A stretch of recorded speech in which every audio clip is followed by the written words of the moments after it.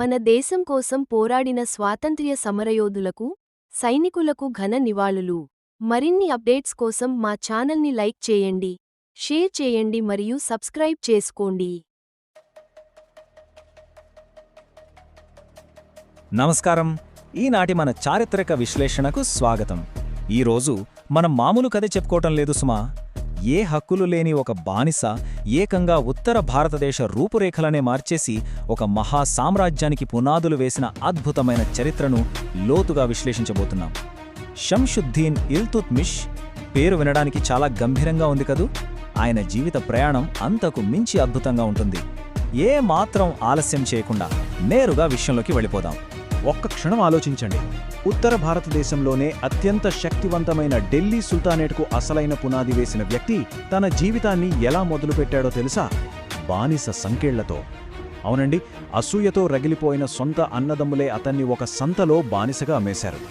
ఇది వినడానికి కొంచెం సినిమాటిక్గా అనిపించినా అదే దురదృష్టం అతన్ని ఒక సామ్రాజ్యాధినేతగా మార్చే మార్గంలోకి నెట్టడం నిజంగా చరిత్రలో జరిగిన అతిపెద్ద మిరాకిల్ అనొచ్చు.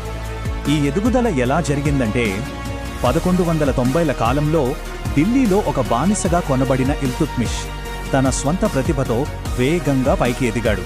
ఎంతలా అంటే 1205 నాటికి యుద్ధభూమిలో అతను ప్రదర్శించిన వీరత్వం సాక్షాత్తు మహమ్మద్ ఘోరీ దృష్టినే ఆకర్షించింది. ఇక అక్కడి నుండి వెనుతిరిగి చూసుకోలేదు. కేవలం 6 సంవత్సరాలలో అంటే 1211 కల్లా ఏకంగా ఢిల్లీ సింహాసనాన్ని దక్కించుకున్నాడు.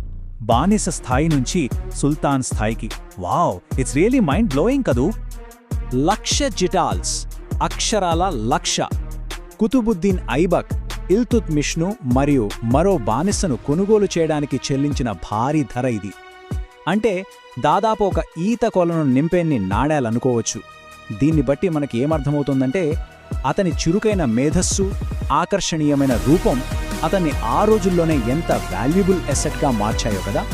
యాక్ట్ 2 ముక్కలైన రాజ్యాన్ని రక్షించడం. కుతుబుద్దీన్ ఐబక్ హఠాన్మరణంతో ఇక్కడ కథ వేగంగా మలుపు తిరిగింది. సింహాసనం దక్కింది, కానీ ఢిల్లీ చుట్టూ ఇప్పుడు పగతో రగిలిపోతున్న ఎంతోమంది శత్రువులు ఆవరించి ఉన్నారు. ఇక్కడే ఇల్తుత్మిష్ తన అసలైన గేమ్ను స్టార్ట్ చేశాడు. ముంచుకొస్తున్న ఈ ఆపదను చాలా సిస్టమాటిక్గా డీల్ చేశాడు. 1216లో పంజాబ్లోని ఇల్దిజ్ను తరైన్ వద్ద మట్టి కరిపించాడు. ఆ తర్వాత సింధులో కబాచాను ఏకంగా సింధు నదిలో మునిగిపోయేలా చేశాడు. ఇక బెంగాల్లో అయితే అలీ మర్దాన్ సైన్యాన్ని తుత్తునియాలు చేశాడు. ఇలా ఒక్కొక్కరిని వ్యూహాత్మకంగా అంతం చేసి తన స్థానాన్ని పూర్తిగా సుస్థిరం చేసుకున్నాడు.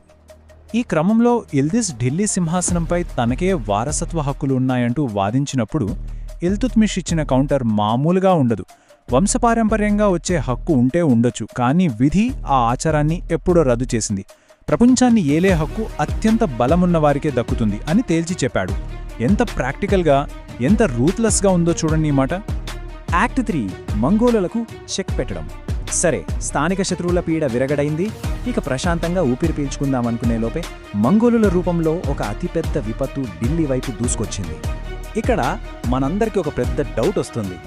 అసలు ప్రపంచాన్నే గడగడలాడించిన చెంగిజ్ ఖాన్ దండయాత్ర నుండి మన ఢిల్లీ సుల్తానేట్ ఎలా ప్రాణాలతో బయటపడింది?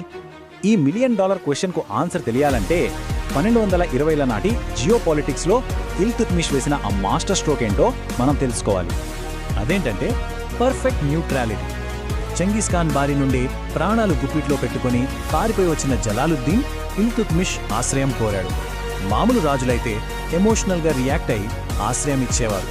కానీ మన ఇల్తుత్మిష్ మాత్రం మా ఢిల్లీ వాతావరణం మీకేమాత్రం పడదండి అని చాలా సున్నితంగా, పాలిష్డ్గా నో చెప్పాడు. దీనివల్ల మంగోలుల కోపానికి గురి కాకుండా రాజ్యాన్ని 100% సేఫ్గా ఉంచాడు. That's what you call A diplomatic master class. Act 4 sultanate సామ్రాజ్య నిర్మాత. కేవలం యుద్ధాలు చేయడం, రాజ్యాలు ఆక్రమించడం మాత్రమే కాదు, ఒక సువిశాల సామ్రాజ్యాన్ని ఎలా పాలించాలో కూడా ఇల్తుత్మిష్ పక్కాగా ప్లాన్ చేశాడు. ఈ ఇక్తా వ్యవస్థను గమనిస్తే అతని అడ్మినిస్ట్రేటివ్ బ్రెయిన్ ఏంటో అర్థమవుతుంది. మొదటి దశలో అధికారులకు జీతానికి బదులుగా భూమిని కేటాయిస్తాడు. రెండవ దశలో ఆ అధికారి అక్కడ శాంతి భద్రతలు చూసుకుంటూ అవసరమైనప్పుడు రాజుకు సైన్యాన్ని పంపాలి. ఇక మూడవది ఇక్కడే ఉంది అసలు ట్విస్ట్. ఆ భూమి వారి సొంతం కాకుండా అధికారులను ఎప్పటికప్పుడు బదిలీ చేస్తుండేవాడు. దీనివల్ల ఎవరూ స్థానికంగా బలం పుంజుకుని రాజుపై తిరుగుబాటు చేసే సాహసమే చెయ్యలేకపోయారు. అడ్మినిస్ట్రేషన్తో పాటు ఎకానమీని కూడా అద్భుతంగా గాడిలో పెట్టాడు. అంతకుముందు వాడిన పాత ఢిల్లీ వాళ్ళ నాణాల వాల్యూ ఎప్పుడూ పైకి కిందకి ఊగులాడుతూ ఉండేది. దానికి చెక్ పెడుతూ 11 గ్రాముల ప్యూర్ వెండి టంకా మరియు రాగి జిటాలనే బైమెటాలిక్ కరెన్సీని ప్రవేశపెట్టాడు. మీకు తెలుసా, ఈ వెండి టంకా నాణెమే మన మోడర్న్ ఇండియన్ రూపీకి అస్సలైన మూలం. అది అతని విజన్. యామిన్ ఖలీఫాత్ అల్లాహ్ అంటే దేవుని ప్రతినిధికి కుడిభుజం అని అర్థం. 1229లో సాక్షాత్తు అబ్బాసిద్ ఖలీఫా స్వయంగా ఇల్తుత్మిష్కు ఈ ప్రతిష్ఠాత్మకమైన బిరుదును అందించారు. ఆలోచించండి, ఒకప్పుడు బానిసగా అమ్ముడుపోయిన వ్యక్తికి ఇస్లామిక్ ప్రపంచంలోనే అత్యున్నత గుర్తింపు రావడం అంటే మాటలా? దీనివల్ల అతనికి మతపరంగా, రాజకీయపరంగా తిరుగులేని చట్టబద్ధత లభించింది.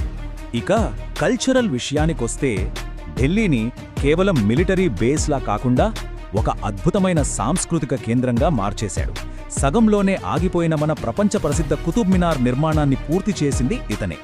యాత్రికుల కోసం హౌజే షంసీ నిర్మించడం, ఢిల్లీలో మొదటి ఇస్లామిక్ సమాధి మందిరమైన సుల్తాన్ ఘారీని కట్టించడం, ఇవే కాకుండా మంగోలుల దాడుల నుండి భయపడి వచ్చిన ఎంతోమంది మేధావులకు తన దర్బారులో చోటిచ్చి ఢిల్లీని ఒక నాలెడ్జ్ హబ్గా మార్చేశాడు. యాక్ట్ 5 వారసత్వ సమస్యలు మరియు వివాదాలు. ఇది అతని జీవితంలో చివరి మరియు అత్యంత ఎమోషనల్ అండ్ కాంప్లికేటెడ్ చాప్టర్. తన జీవితాంతం కష్టపడి కట్టిన సామ్రాజ్యం చివరి రోజుల్లో ఒక ఊహించని విషాదంతో చిక్కుల్లో పడింది. 1229లో తదుపరి రాజుగా ఎంతో ఆశతో తీర్చిదిద్దిన పెద్ద కొడుకు నసీరుద్దీన్ హఠాత్తుగా చనిపోయాడు. దీంతో పరిస్థితులు మారిపోయాయి.